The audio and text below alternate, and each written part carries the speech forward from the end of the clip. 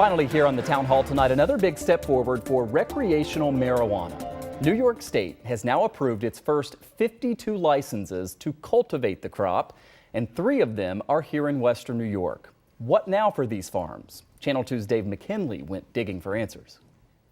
Already having everything lined out. We were just waiting on that approval for that license. So now things can start moving forward at a more rapid pace.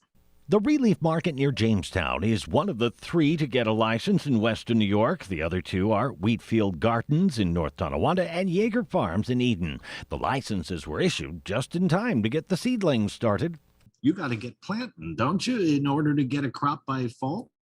We need to have plants in the ground by June the 6th, June the 12th, at the latest. We don't want to really rush it because the weather is a little bit unpredictable the first part of June. So we want to be safe that we don't run into any late frost. In order to secure a license, applicants had to have been an approved grower of hemp for at least 2 years, in good standing with state ag and markets, and to have ponied up a $2,000 non-refundable application fee. That gets them in for 2 years, at which time they'll have to apply again, much like a bar owner would be subject to periodic renewal of a liquor license. Once these conditional licenses expire, we will have the opportunity to reapply for a cultivator license or another type of license that we want to see our business go in towards. But there will be a fee, and that fee will probably be more of an increase. It won't be a $2,000 fee at that point. Which makes farmers growing this crop unique from others in the area. I don't think your neighbor down the road growing sweet corn has to pay a license fee to do it, or the guy growing alfalfa. That hardly seems fair.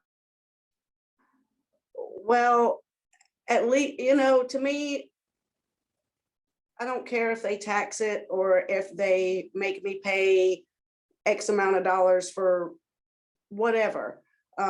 It's legal. People can't go to jail for it. We're not incriminating people for it. We're not ruining their lives for having it on their records.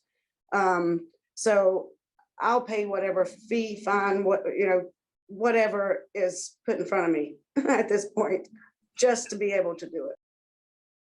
And Dave joins us now live. So Dave, these farms are licensed to grow the cannabis. It doesn't necessarily mean they'll also be the ones to directly sell it to customers, right? Lots of different kind of licenses and levels to get through in most cases. To be certain, Michael, initially it appears that way, that most will sell to licensed dispensaries or stores, really. Then they will sell to retail customers until 2 years from now, when they can only sell to licensed processors. That is, unless the grower becomes a designated micro business, under which the law would allow them to sell a limited amount of their own stuff, like a farm stand. They could also sell to a processor, and a processor, if we could get this, an outfit involved in extracting plant compounds for use in gummies and other marijuana products. Dave, you and I were kind of talking through this earlier. A lot of different steps. Of course, the state has yet to grant any dispensary licenses. So right now, growers aren't sure maybe who they'll be selling to, who will then be selling to customers, right? Well, that is true. But here's something also to remember, Michael. The crops that they're starting to cultivate soon won't be ready until October, which gives the State Office of Cannabis Management another 6 months to get all of this set up. Although this whole rollout, if you remember, including approval of adult use marijuana, has taken longer than many expected. And there's a whole host of complicated regulations rootin'. The state has boiled them down in plain language to 4 pages. I'll tell you what, we'll link it to you in our story on WGRZ.com. Yeah, we'll check that out. They say by the end of this year, you'll be able to buy it. So we'll follow it closely. Dave, thank you very much. And thank you, everybody, for joining us.